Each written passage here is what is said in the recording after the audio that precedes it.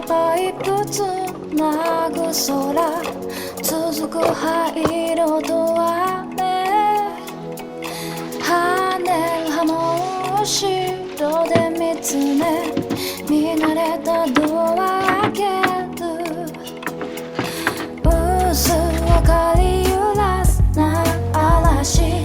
耳鳴りかき鳴らし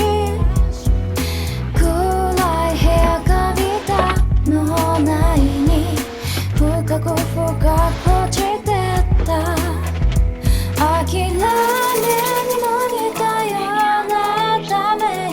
息は白く消えていってさもしもあの時に